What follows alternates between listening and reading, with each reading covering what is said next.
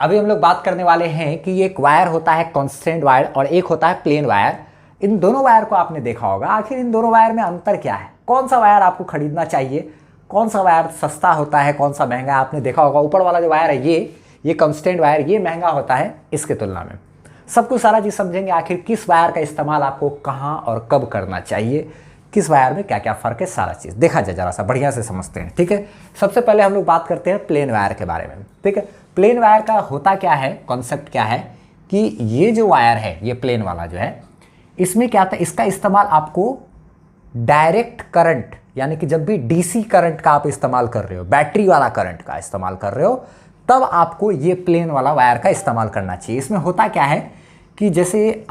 एक फिजिक्स के तरीके से बता रहा हूँ मैं, आर बराबर कहते हैं, एक फार्मूला होता है रो इंटू एल बाई ए, जिसमें कि एरिया, अगर किसी वायर का एरिया कम रहेगा तो उस वायर का रेसिस्टेंस ज़्यादा होता है, प्रतिरोध बहुत ज़्यादा होता है, उसमें करंट को चलने में दिक्कत होती है। ठीक है, तो एरिया में तो कौन सा एरिया भाई, ये वाला एरिया। ठीक है, बैटरी में जो करंट चलता है ना, वो करंट चलता है ऐसे,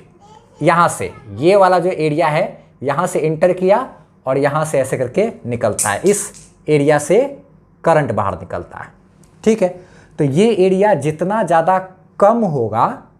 उतना ज़्यादा इस वायर का रेसिस्टेंस होगा, प्रतिरोध होगा। ठीक है, और करंट को चलने में उतना ही दिक्कत होगा। अगर ये एरिया ज़्यादा है, यानी कि ये मोटाई ज़्यादा है, तो फिर ये मोटाई ज़्यादा है तो एरिया ज़्यादा है, एरिया ज़्यादा अगर होगा तो फिर रेसिस्टेंस कम होगा, प्रतिरोध कम होगा, दोनों में उल्टा संबंध है। ठीक है, एरिया ज़्यादा तो रेसिस्टेंस कम, प्रतिरोध कम, करंट आसानी से चलेगा। ठीक है, तो ये होता है कहानी किस में, ये होता है डीसी करंट में, डीसी डायरेक्ट करंट, यानी कि बैटरी वाला में। ठीक है, क्योंकि बैटरी वाला जो भी क्या कहते हैं, बैटरी वाला जो करंट होता है, डीसी करंट होता है, उसके केस में करंट जब भी चलेगा तो करंट यहाँ से अंदर घुसता है और यहाँ से निकलता है, और इस वाले एरिया का हम लोग बातचीत करते हैं। ठीक है, अच्छा अब एक बात,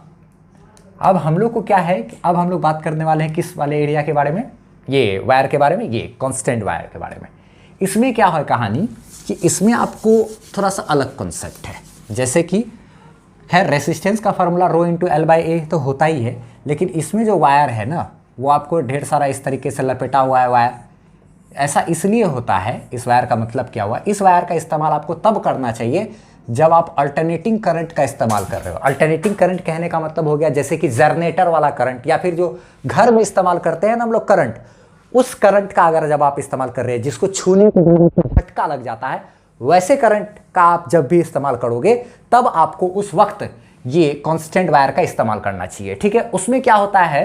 कि जो अल्टरनेटिंग करंट है ना, वो अल्टरनेटिंग करंट इस वाले एरिया में नहीं चलता। ऐसा नहीं कि यहाँ इंटर किया और यहाँ से करंट निकलेगा, नहीं, वो जो अल्टरनेटिंग करंट है, वो अल्टरनेटिंग करंट के लिए ये सरफेस एरिया वायर का चाहिए होता है। ठीक है, इस सरफेस एरिया में चलता है और ऐसे करके करंट चलता है। ये अगर करंट है, ये सारा करंट है, तो ये चलेगा ऐसे सरफेस एरिया पे। ठीक है, और जितना ज़्यादा सरफेस एरिया, जितना ज़्यादा वायर का सरफेस एरिया होगा, एरिया अगर ज़्यादा होगा तो रेसिस्टेंस कम होगा और करंट आसानी से चलेगा। तो अल्टरनेटिंग करंट चलता है यहाँ पर ऐसे करके। तो अब मान लिया जब पतला पतला पतला पतला ढेर सारा वायर है, पतला वायर फिर पतला वायर, पतला वायर, पतला वायर, पतला वायर, तो सबका, जैसे ये एक पतला वायर है तो इसका कुछ ना कुछ एरिया होगा,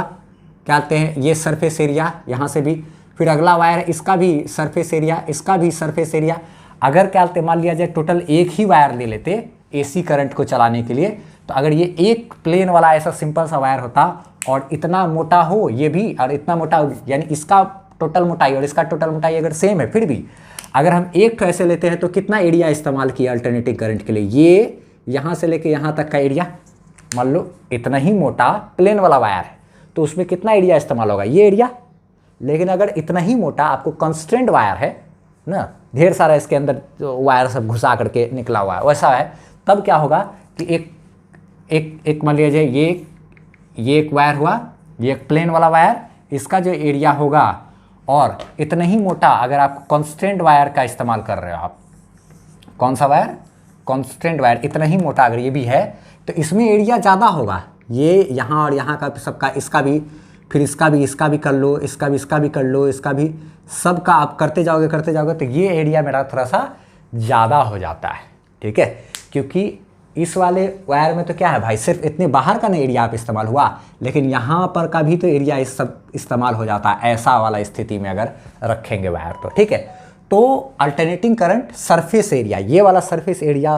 का इस्तेमाल होता है उसमें, ठीक है। और ये एरिया ऐसा वायर में बढ़ जाता है, बढ़ने के कारण रेसिस्टेंस कम, तो करंट आसानी से चलता है। तो आपको एक बात ध्यान में अगर क्लियर हो गया होगा, जब भी बैटरी वाला करंट का अगर हम लोग चर्चा कर रहे हो, बैटरी वाला करंट इस्तेमाल करना है, डीसी करंट जिसको छूने से झटका नहीं लगता, तब आपको प्लेन वाला वायर इस्तेमाल करना चाहिए, ठीक है। लेकिन जब भी आप क्या कहते हैं अल्टरनेटिंग करंट यानी घर का वायर वगैरह इस्तेमाल करने वाले हो, घर का जो भी बिजली होता है अल्टरनेटिंग करंट होता है ना, जिसको छूने से झटका लगता है, वैसे वायर के कंडीशन में आपको जो है कंस्ट्रेंट वायर का इस्तेमाल करना चाहिए। जैसा कि आपने देखा होगा अगर हमें घर के आसपास आपको जो भी एल्यूमिनियम का जो ऊपर से वायर जाता है ना, वो वायर भी इस तरह से ही होता है, कंस्ट्रेंट वायर होता है कि नहीं, कंस्ट्रेंट वायर होता है, ठीक। लेकिन बहुत लोग ऐसा काम करते हैं कि पोल पर से जब भी बिजली खींचते हैं ना, तो प्लेन वायर का इस्तेमाल कर लेते हैं खींचने के लिए, सस्ता पड़ता है तो ले लिए, तो लेकिन वो वायर उतना ज़्यादा अच्छा नहीं होगा अल्टरनेटिंग करंट का इस्तेमाल करने के लिए। तो जब भी आप वहाँ से लाइन वगैरह खींचो ना, तो इस तरीके का ही वायर से घर में लाइन खींचना चाहिए आपको, ठीक है। फिर उम्मीद करते हैं आपको ये जानकारी पसंद आई होगी। वीडियो पसंद आया हो, जानकारी अच्छी लगी हो तो इसको लाइक ज़रूर कर देना, और चैनल पर नए हो तो आप सब्सक्राइब कर लेना और इसे शेयर भी ज़रूर करना। Bye bye, best of luck.